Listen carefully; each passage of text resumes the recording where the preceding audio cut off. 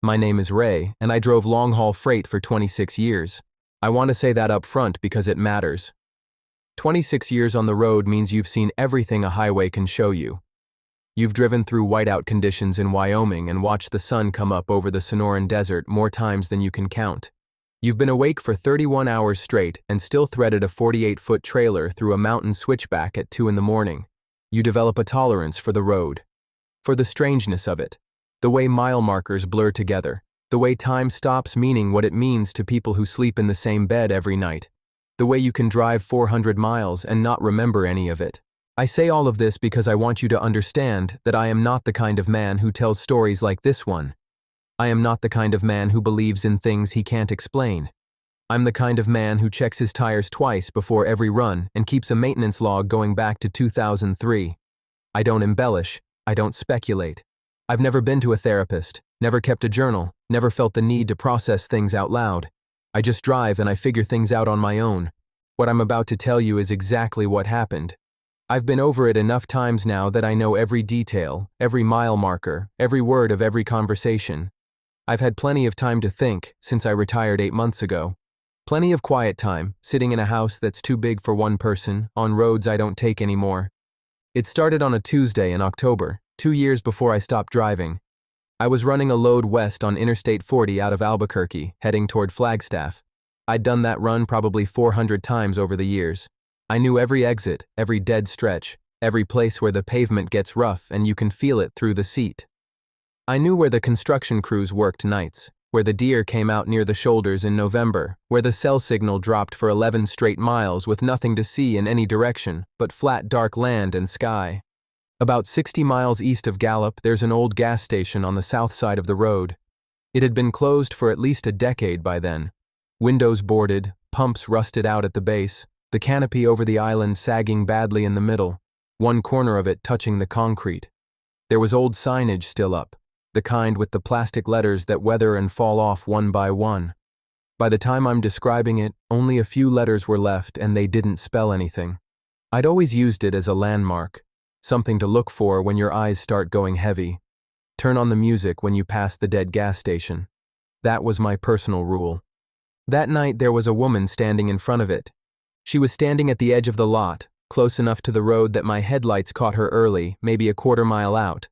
Dark hair pulled back, medium height, dressed in regular clothes, dark jeans and a dark jacket, nothing that stood out.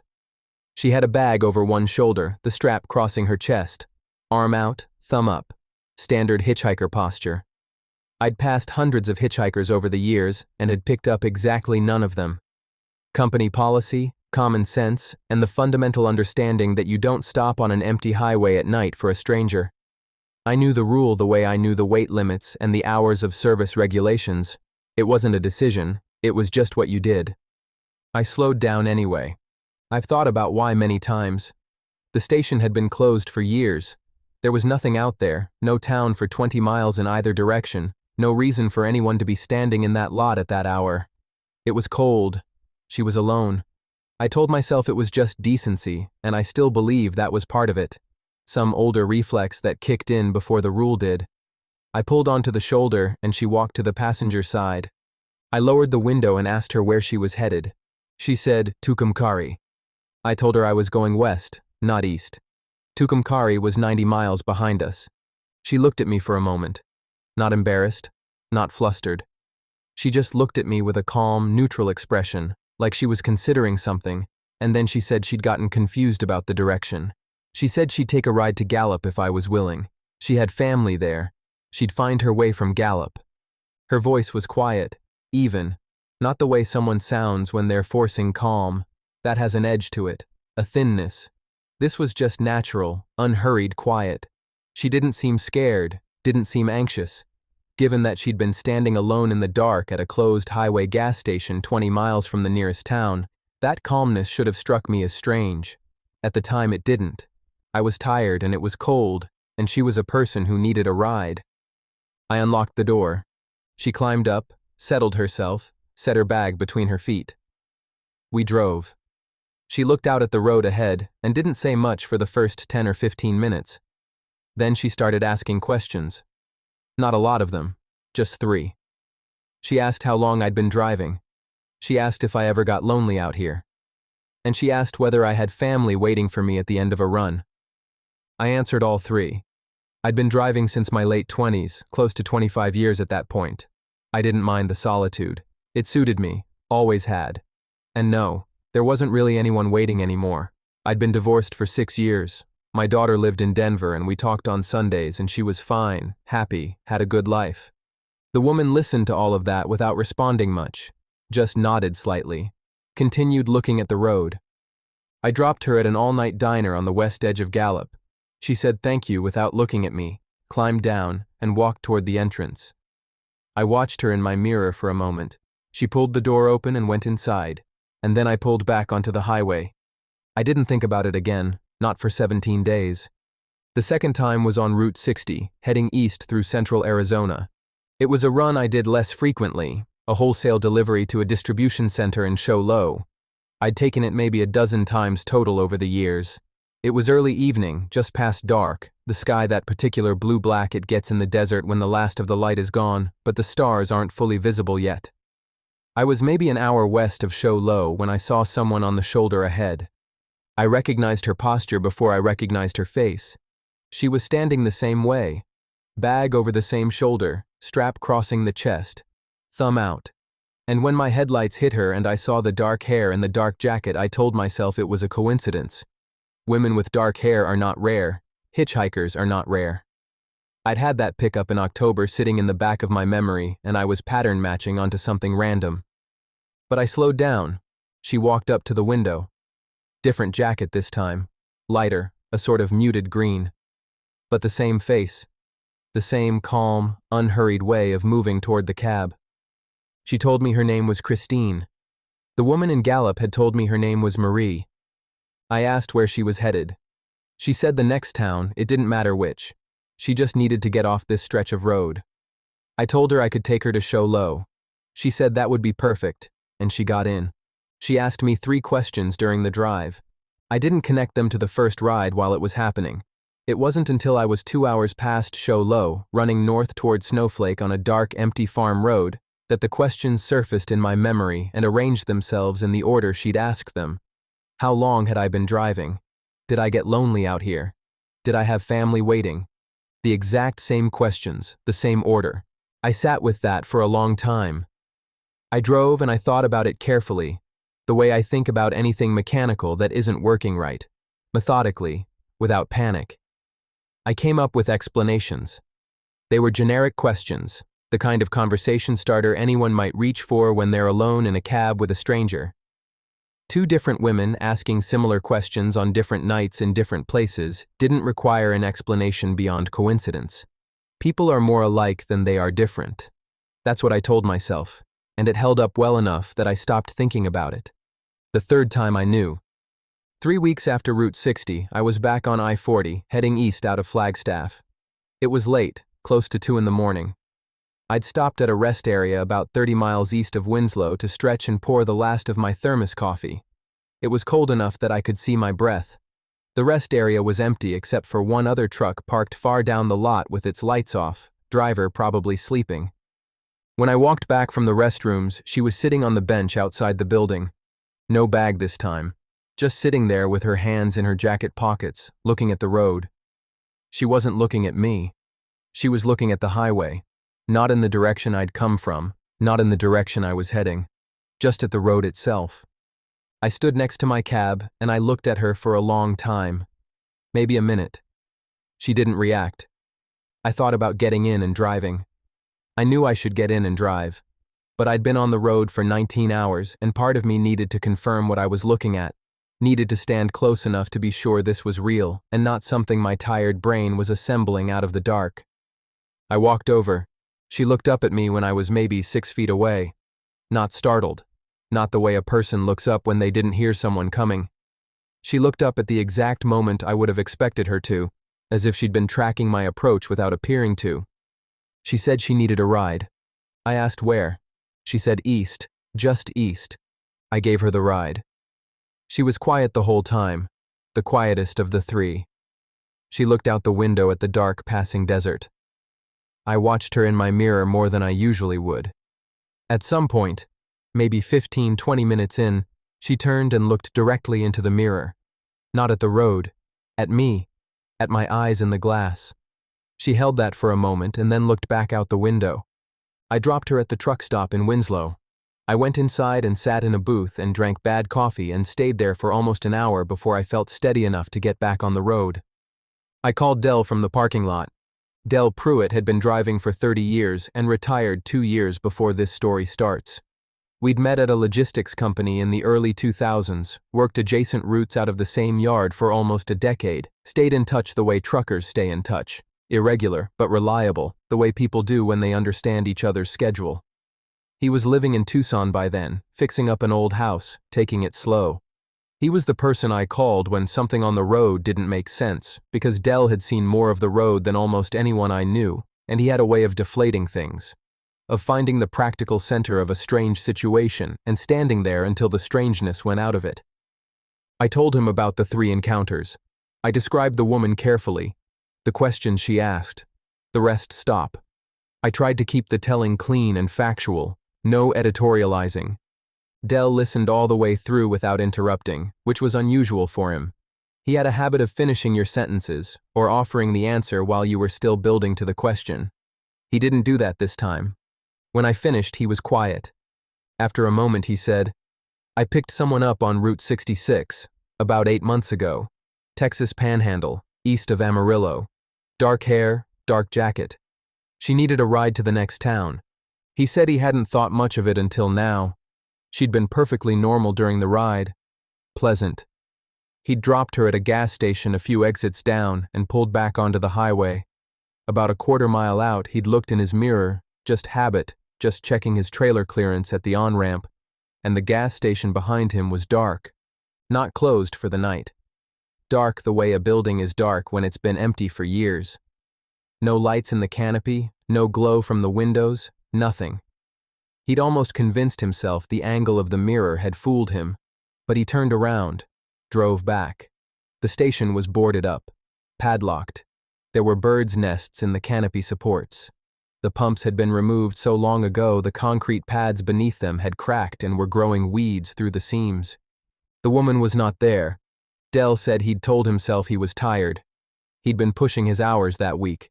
He'd let it go, and he hadn't thought about it again until I called him. He said, "You should stop picking her up, Ray."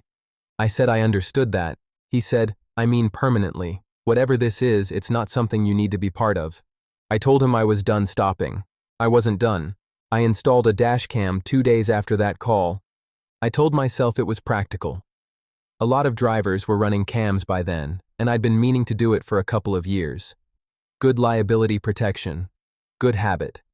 I set it to continuous loop recording, wide angle, good night vision capability.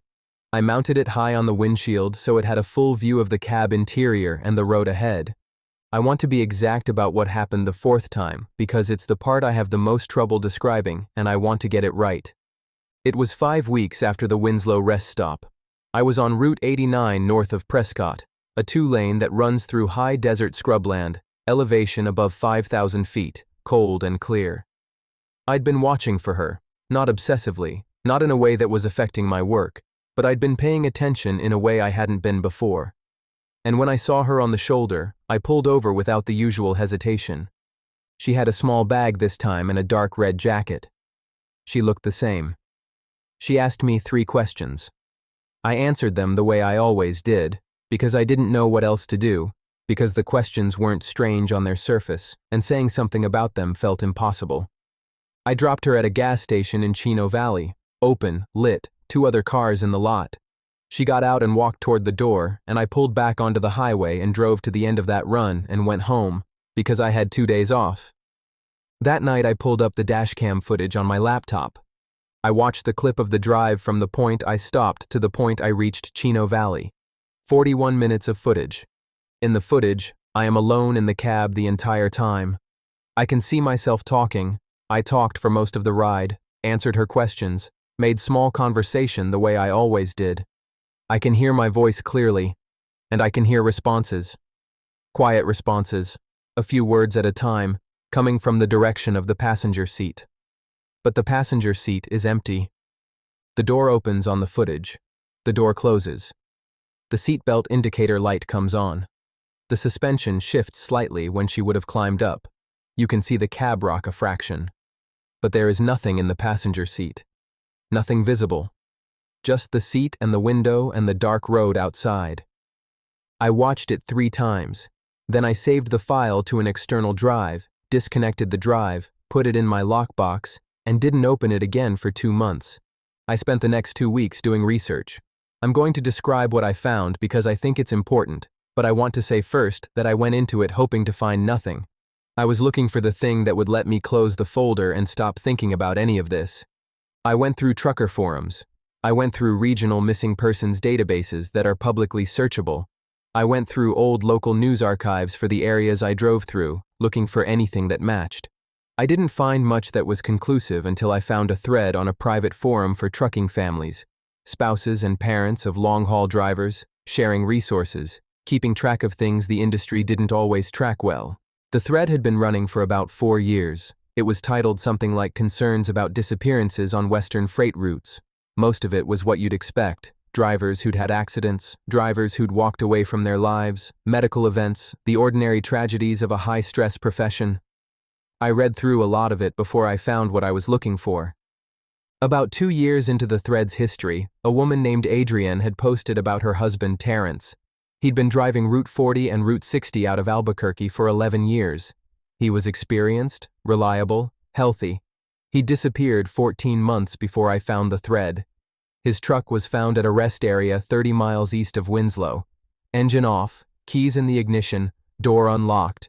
His phone was on the seat beside him, his logbook was open. The last entry was in his handwriting, and the last line of it read, "Picking up a regular, back on the road in 10. I read that line 4 times. I went back through the thread and found 2 other posts that followed a similar shape. A woman whose brother had vanished on a Nevada desert route, last contact normal, no explanation found.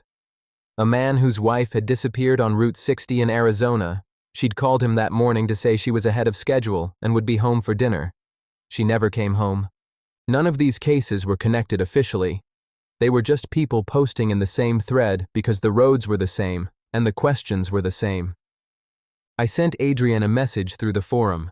I told her I drove the same routes as her husband and that I'd had some experiences I couldn't account for, and I was sorry if I was opening something painful, but I needed to ask her some questions. She replied the next morning. She said Terrence had mentioned a woman. He'd started calling her his regular, a hitchhiker he kept seeing on the same routes. He'd described it as strange but not alarming, she said. He'd thought it was a funny coincidence and had told Adrienne about it over the phone one night, laughing. He'd mentioned that the woman always asked the same questions. He'd said she seemed harmless, just a little odd. He'd even joked that she must have been following him. He'd stopped laughing about it in the last few weeks before he disappeared. Adrienne didn't know exactly when the shift happened. She just knew that in his last few calls he'd stopped mentioning the woman, and when Adrienne brought it up, he'd changed the subject. His last call home was from a rest stop east of Winslow. He'd sounded completely normal. He said he'd just picked up a woman with dark hair who needed a ride to Gallup. He'd said he'd be home in 2 days. Adrienne wrote, "I don't know if you've been careful, but please be careful." I told her I was going to stop driving the routes. She said, "I don't think it matters which route you're on." I changed my schedule anyway, started requesting interstate runs where I could, staying on roads with regular traffic, drove during the day, came up with reasons to avoid Route 40 and Route 60 that satisfied my dispatcher without requiring explanation. I had maybe 4 months left before I was planning to retire, and I just needed to get through 4 months without stopping for anyone. The 5th time, she wasn't on the road at all. I was at a way station in eastern Arizona, waiting in the vehicle queue to get checked. It was afternoon, clear weather, busy enough that there were 3 trucks ahead of me. I was watching the scale platform when I glanced over at the facility building just to look at something different. She was standing at the window, inside the building, looking out at the highway. A way station has a public side for drivers and a facility side for the staff. The facility side requires credentials. It's not a place a traveler walks into. She was standing in a space where she had absolutely no reason to be, on the other side of a pane of glass, looking at the traffic on the road below. When I looked back, she was gone. I sat there in the queue for the rest of my wait with my hands on the wheel and my eyes forward, and I did not look at that building again. My last run was in March. I'd requested something familiar, Albuquerque to Flagstaff, the route I'd known for 25 years. One final run through country I'd driven more times than I could count. I'd cleaned out my locker at the yard the week before. My dispatcher had given me a handshake and a coffee mug with the company logo on it and told me I'd better not come back. I was about 60 miles east of Gallup when I saw her. She was on the shoulder on the south side of the road.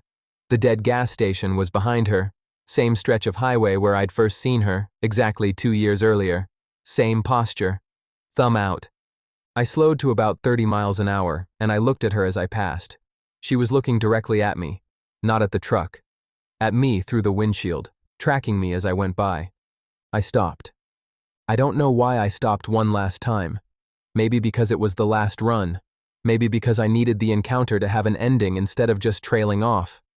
I stopped and I pulled onto the shoulder and I sat with the engine running. I did not unlock the door. I did not lower the window. In my mirror, I watched her walk toward the passenger side. Slowly, not hurrying. She came up to the door and she stood there. I could see her in the side mirror, close to the door, one hand at her side, looking straight ahead at the road in front of the truck. We stayed like that for a long time. The engine ran. The hazard lights clicked. The road was empty in both directions. She stood at the passenger door and did not knock, and did not speak, and did not move. Then she turned and walked back down the shoulder. South, away from the road. There were no lights in that direction, no town, nothing but flat, dark land. She walked into it, and the dark took her before she'd gone very far. There was no point at which I could say she'd reached somewhere. She was just gone. I sat on the shoulder for another 10 minutes. Then I pulled back onto the highway and finished the run. I parked the truck at the Flagstaff terminal, handed in my keys, and flew home. I don't drive anymore. I have a car and I use it to get groceries and to visit my daughter twice a year. I don't take long trips. I sleep better than I used to.